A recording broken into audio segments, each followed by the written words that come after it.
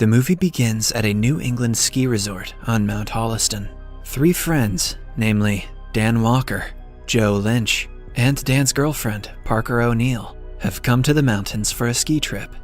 Dan and Joe are childhood best friends who go on a ski trip every year as a tradition. Most of the time, Joe flirts with a female ski lift operator to get cheaper tickets, but this time a man stands in her place. The guys make Parker flirt with the operator and get them cheap tickets.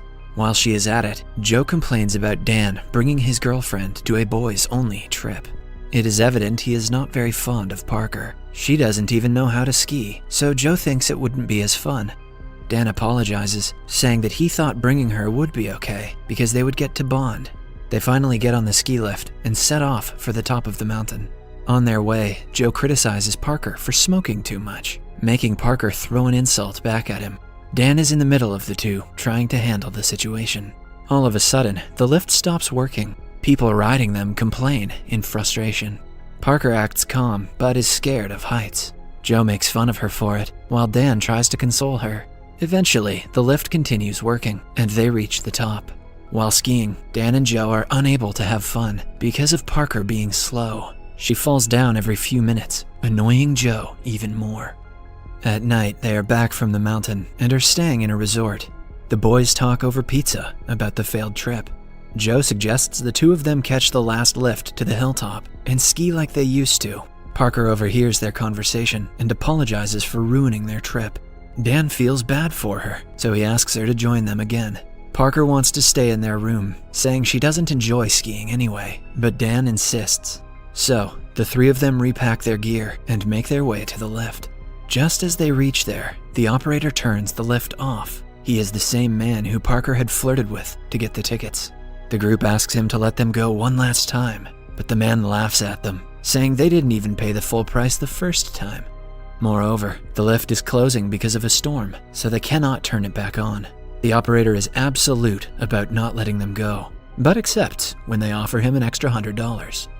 The group sets off on the lift, looking at the people below, skiing excitedly. Meanwhile, a coworker approaches the lift operator and tells him about the next week's schedule. The operator retaliates, saying that he will be off work at his brother's wedding the next week. He leaves the coworker at the lift to talk to the manager. Before leaving, he informs him that 3 people are still on the lift, so he shouldn't stop it until they come back.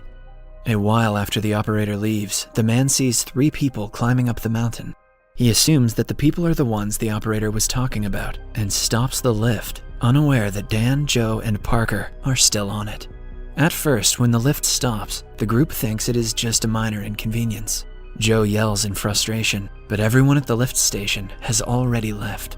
Moreover, the temperature is dropping by the second, making the group shiver in the cold, despite being warmly dressed. They talk about worse ways they could die to keep them entertained, unaware of what is coming for them. They stay there for a few minutes, but start to panic when the lights go out. Now, they know that the lift didn't stop because of a malfunction, but someone has stopped it deliberately. They start to yell, hoping someone will hear them. Parker freaks out, saying that no one knows that they're here. But Dan believes that the lift stopped because of some power outage, and they will be rescued soon. The couple begins to argue in a moment of panic. Parker suddenly remembers that it is Sunday, and the ski resort won't open until next Friday. So, if no one comes looking for them, they will be stuck for almost a week. The friends tell one another that they will be okay, but panic is visible in their faces. Sometime later, Joe has to pee, but with no other way, he puts the metal bar up and pees off the lift. Parker groans in disgust, while Dan stays quiet. Then, suddenly, it starts to snow. The storm that the operator warned them about hits, adding to the group's trouble. Sometime later, a snowplow drives towards them, making the group wave and yell to get the driver's attention. The driver finally stops the vehicle right below the group. They are relieved to finally be rescued, but it turns out that man hasn't heard or seen them, and he stopped simply because of the snowstorm. He calls his superior, who tells him to come back quickly. So, the man turns his vehicle around, while the group screams at him to stop. Unfortunately, he cannot hear them, because every character like this in every movie ever made like this is deaf.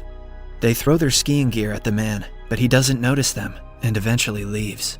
Sometime later, Parker takes her gloves off to smoke, but they accidentally fall off the lift.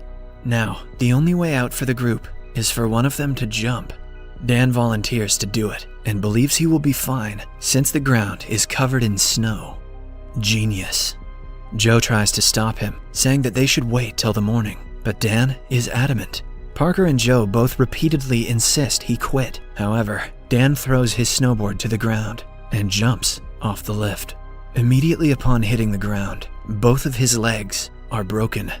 The other two ask him if he is okay, but he only hears mumbling for a few seconds. Dan is horrified to see bones protruding through both of his knees. Now, there is no way he can make it down the mountain to get help. Parker throws her scarf at him so he can use it to stop the bleeding, but it lands on top of a tree. Wow, these kids are useless. Joe then makes a ball out of his scarf and throws it at his friend. It lands nearby, but when Dan tries to reach it, the bone protrudes out even more. After tying it around his legs, Dan asks Joe to pull himself up on the suspension cable to get to the nearest support tower. The towers all have ladders in them, which Joe can use to get downstairs. Joe hesitates, claiming that he can hardly do a pull-up, but agrees to do it for his best friend. Just then, they hear growling nearby.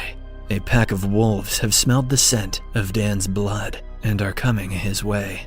Dan freaks out and yells for help, inviting the wolves even more. Joe gets on top of the lift but slips back into it because of the icicles. Just then, a wolf appears right in front of Dan and growls at him. Dan stays frozen, scared to do anything. Parker throws her snowboard at the animal and makes it go away. However, soon, he is surrounded by a whole pack of them. Dan realizes there is no way he can survive now. He asks Joe not to let Parker look down as the animals surround him. Joe holds Parker's face, crying as the creatures devour Dan. Sometime later, everything goes quiet. The only noise that can be heard is the howling of wolves in the distance. Parker blames Joe for asking Dan to jump earlier. Joe defends himself, claiming that he begged him not to. They get into an argument and start to blame one another for Dan's death. In the end, they just hold each other and cry. The night somehow passes as the two fall asleep. Parker wakes up in the morning with her hand around the metal bar, which she had grabbed while asleep. She tries to remove it, but her hand is frozen to the bar. She painfully loosens her grip as the skin of her palm tears off. The two have severe frostbite and cannot survive one more day on the lift. Joe suggests he try getting to the support tower again, but Parker wants them to wait for a few hours and see if someone comes looking for them. A while later, Joe falls asleep, and Parker embarrassingly pees on herself while crying. Who's gross now, Parker? When he wakes up, the two talk about different things in their life. Joe tells her how he and Dan met at elementary school. He claims that since Dan died trying to save them, they shouldn't let his death go to waste. Joe then gets on top of their seat again to try to make it to a support tower. This time, the icicles have melted, making it easier for him to move forward. However, as he steps on the seat, a screw of the bolt holding the chair to the cable becomes dangerously loose, which makes the chair rock. He somehow manages to get to the other chair, but his palms are bloodied because of the cable. Joe still doesn't give up and climbs up to the support tower, where a single wolf waits for them on the ground. Parker throws her ski pole to the ground to help Joe fight the wolf when he gets there. He then finally climbs down, only to be attacked by the animal. However, he gets his hands on the pole and manages to get it off of him. He quickly puts on the snowboard and heads down the mountain. Right behind, a pack of wolves follow him. Parker asks him to be careful as he disappears into the mountain. Now she is alone in the cold, waiting for Joe to return with help. However, hours pass by, but Joe doesn't come back. Parker knows that the wolves must have gotten to him, but she still hopes for his safety. She stays there till the following morning, but he doesn't return. He must have bailed on her for ruining the boys' trip. Parker then moves around the seat, making the bolt move more aggressively. Eventually, the seat falls to the ground and lands right on top of her legs, breaking them. Parker composes herself and crawls downhill on the snow. After a while, she comes across the horrifying scene of Joe's remains. Before she can react, Parker notices a wolf in the front, but since the creature is full after devouring Joe, it doesn't attack her. Parker somehow makes it to the side of the road and lies there waiting for help. Eventually, a person brings her in their car and drives away. Subscribe for more videos like this, turn on notifications, and leave a like to help the channel out. Thank you for watching.